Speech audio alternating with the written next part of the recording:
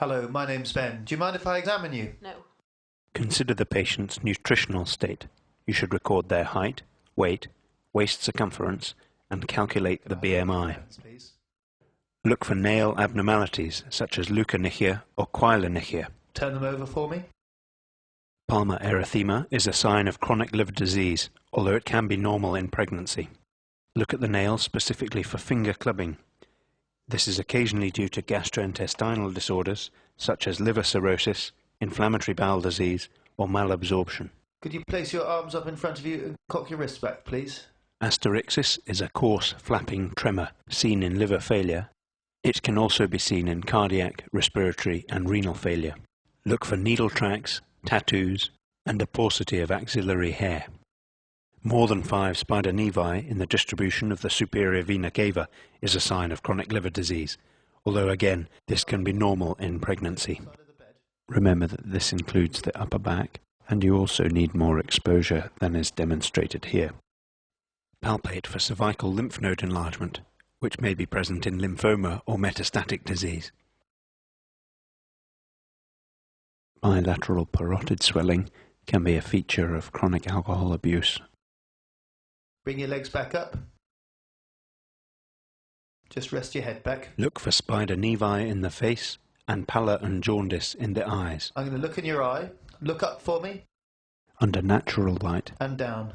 jaundice is a diffuse yellow discoloration of the sclera. Now can you open your mouth? Look for angular stomatitis and aphthous ulcers. Also inspect the dentition. You may smell a characteristic fetor. And stick your tongue out.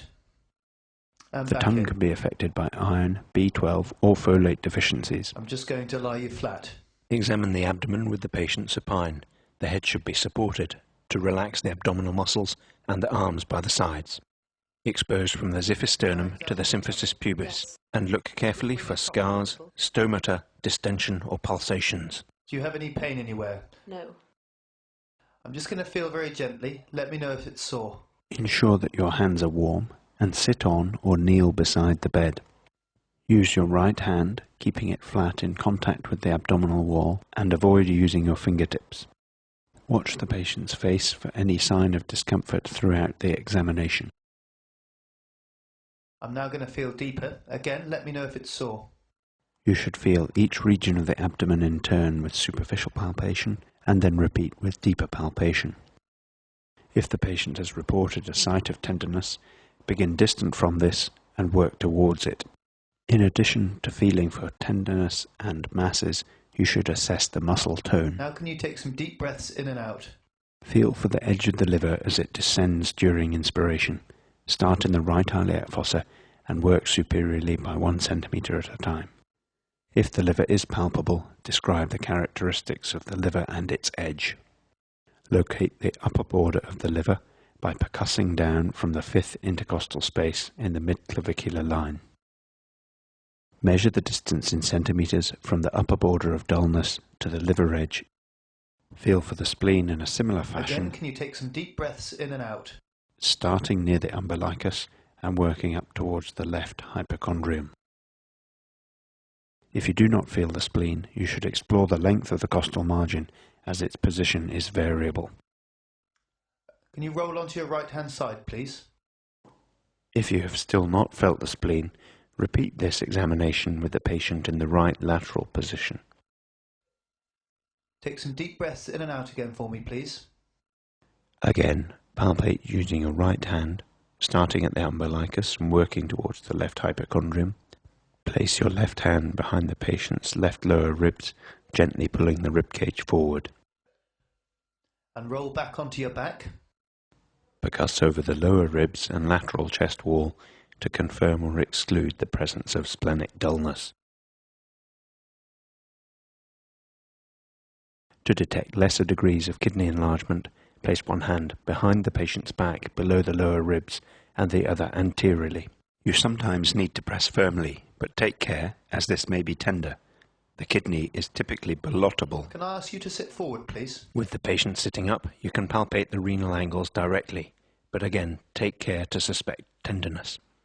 Let me know if it's sore. The renal angle is that between the 12th rib and the lumbar vertebra. Now I'm going to tap your back. Again, let me know if it's sore. If palpation is non-tender, gentle percussion with the closed fist may elicit tenderness. Check for pitting edema over the sacrum by applying pressure for a few seconds and seeing if indentation remains. Can you lie down flat again for me, please? Percuss from superior to inferior in the midline over the abdomen. The point at which resonance changes to dullness marks the top of the bladder. Percuss for ascites by starting in the midline and working laterally toward the flanks. In the presence of ascites, there will be dullness laterally. Can I get you to roll onto your left-hand side? Turn the patient and wait a few seconds. If the note changes from dull to resonant, this is shifting dullness and indicates ascites. And could you roll back for me? And now can you place your hand down the middle of your tummy? A transmitted fluid thrill is another way to demonstrate gross ascites. Here the patient's hand prevents transmission of the impulse through their skin. Next, use the diaphragm of your stethoscope to auscultate for bowel sounds. These gurgling sounds of normal peristalsis are usually present every 5 to 10 seconds, but you need to listen for at least 2 minutes before concluding that they are absent.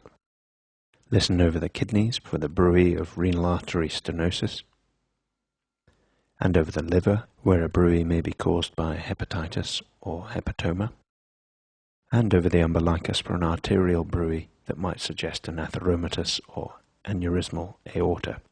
Warn the patient about testing for a succussion splash. I'm going to give your tummy a shake.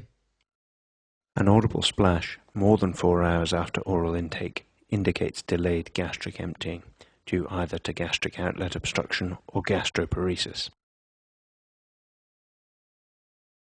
Inspect the legs for pyoderma gangrenosum and test for edema at the ankles, which may be due to hypoalbuminemia. Although not shown here, you should also examine the hernial orifices and genitalia and perform a digital rectal examination.